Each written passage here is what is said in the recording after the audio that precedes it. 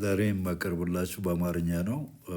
ቀደም ሲል በእንግሊዘኛ እዚህ ጋር ያስቀመጥኩት እንትን ይታያል። ይቅርታ በአማርኛ ብዬ በእንግሊዘኛ ነው የቀጠልኩት። ይሄ ነው እንግዲህ ትክክለኛው።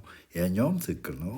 ዳት ዋዝ በእንግሊዘኛ ትክክል ነው። ይሄ በአማርኛ ባጭሩ በስላይድ በተደገፈ ማብራሪያ ነው የማቀርብላችሁ። ለኢትዮጵያ ተማሪዎች ከኢትዮጵያም ውጪ በርቀት ትምህርት ለምትከታተሉ ኦል ኦቨር በዓለም ላላችሁ ለአስረኛም ብቻ አይደለም ለ12ኛ ክፍል ዘንድሮ ማትሪክ ለምትወስዱ ናሽናል ኤግዛም ለምትወስዱ ተማሪዎች ይሄ ጠቃሚ ነው ብዬ ነው የማስበው። በቀጣዩ ምዕራፍ አሁን ቻፕተር 1 ነው። በቀጣዩ ምዕራፍ 2 3 እያልን እስከ ምዕራፍ 9 ያቀርብላችኋለሁ። በየግሬድ ሌቨል 9ም አለኝ። 10 ይሄ ነው 11ም 12ም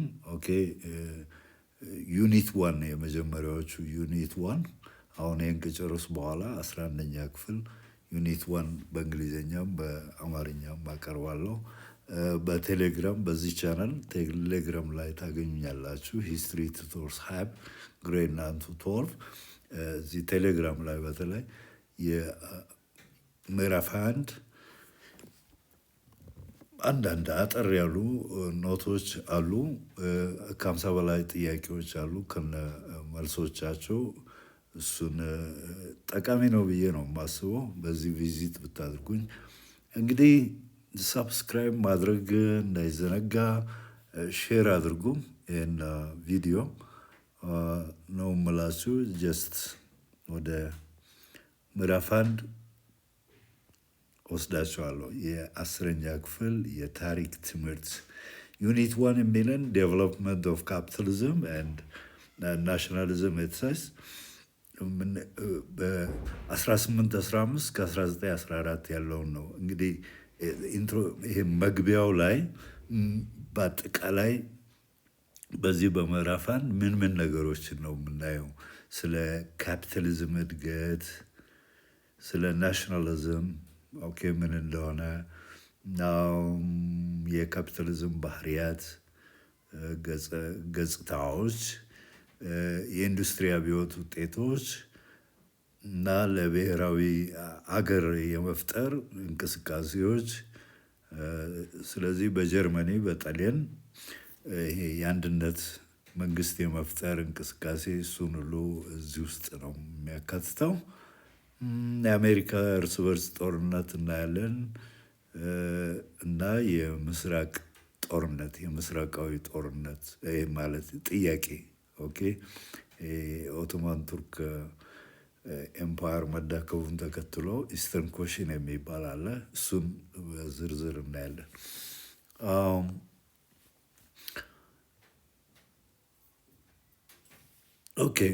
ፊቸርስ ኦፍ ካፒታሊዝም ይላል። ካፒታሊዝም ገጽታዎች እንግዲህ ቤዚክ ነገር ነው ለማስጨበጥ የምሞክረው። እያንዳንዱን አረፍተ ነገር አላነብም። ቤዚክ ስለዚህ ምን ይላል? ካፒታሊዝም has been the dominant economic system in the Western world since the collapse of feudalism. ፊውዳሊዝም ወደኋላ ያለ ነው። ፊውዳሊዝም በፊውድ ከሚል ቃል የመጣ ነው። መሬት ስሪት፣ መሬት አጠቃቀም ስርዓት ነው። ፊውዳሊዝም እሱ እየተዳከመ ሲመጣ እና ሲጠፋ በሱ ምትክ ምንድነው የመጣው? ካፒታሊዝም በኤርሊ ካፒታሊዝም የምንለው ነው። እንግዲህ ፊውዳሊዝምን ተክቶ የመጣው in the capitalist system most means of production are privately owned የግል ነው ንብረት በግል መያዝ። የመንግስት ጣልቃ ገብነት ጥቂት ነው ወይም የለም ማለት ይቻላል። የካፒታሊዝም እድገት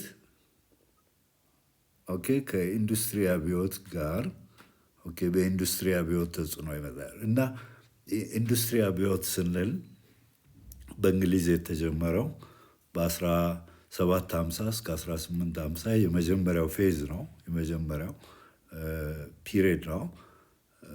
መጀመሪያ ላይ የታየው ምንድን ነው? ስፔሻሊ አይረን፣ ካውል እና ከዚህ በፊት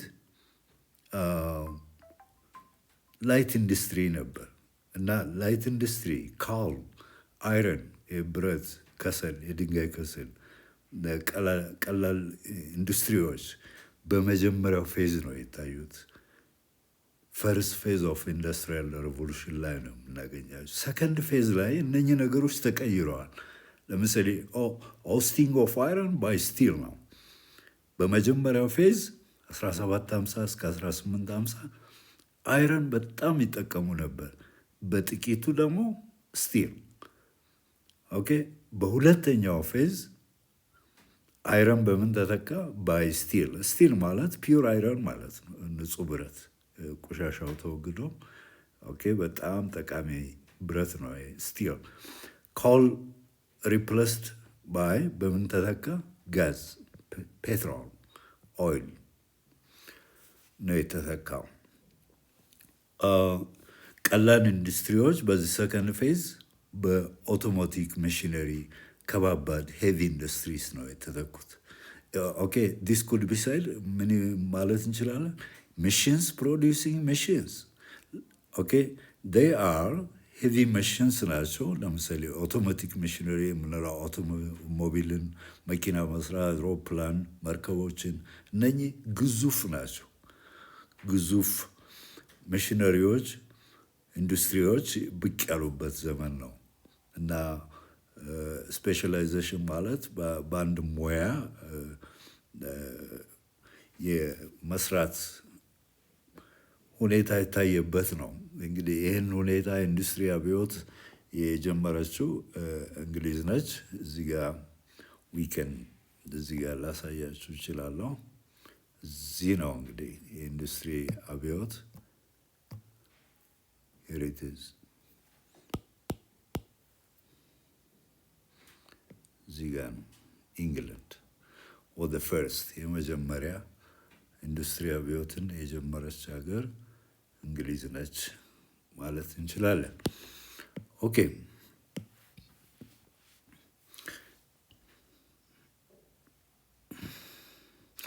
ቀስ በቀስ እንግዲህ በትራንስፖርቱም በቴሌኮሙኒኬሽንም በጣም ስር ነቀል የሆኑ ለውጦች ታይተዋል ነው የሚለን። ራዲካል ቼንጅ ማለት ሪፎርም አይደለም፣ ስር ነቀል ለውጥ ሙሉ በሙሉ የቀየረ እንደማለት ነው። የኢንዱስትሪ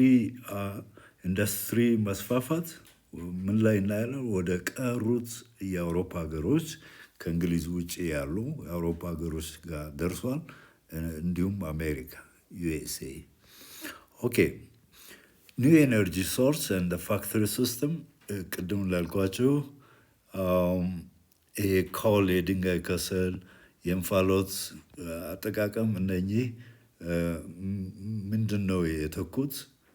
ኦኬ የነፋስን እና በውሃ የሚሰራ እነኚህ ተተክተዋል። ፋክተሪ ሲስተም ሪፕለስ ዶሜስቲክ ሲስተም። ኮቴጅ ኢንዱስትሪ፣ ጊልድ ሲስተም የምንለው በፋክተሪ ሲስተም በተለይ አርሊ ካፒታሊዝም ላይ መተካቱን ተምራችኋል 9ኛ ክፍል። ፕሮደክሽን ሴንትራላይዝድ ነው። ኦኬ በከባባድ ኢንዱስትሪዎች አካባቢ ፕሮደክሽን ኦኬ ምን ይመረታል? ኦኬ በምን ዋጋ መሸጥ አለበት? የትኛው ገበያ ላይ ቢቀርብ ጥሩ ነው? እነኚህ ሁሉ ተፈትሸው ነው ተመርምረው ታይተው ተጠንተው ምርት የሚመረተው እና ሴንትራላይዝድ ነው። ማዕከላዊ አሰራር ያለው እንደ ፊውዳሊዝም አይደለም። ኢንዱስትሪያላይዜሽን ክሬትድ ኒው ሶሻሊስት ክላስ፣ የቡርዣና የወዛደር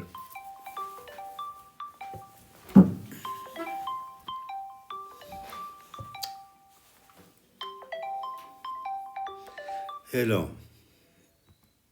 አቤት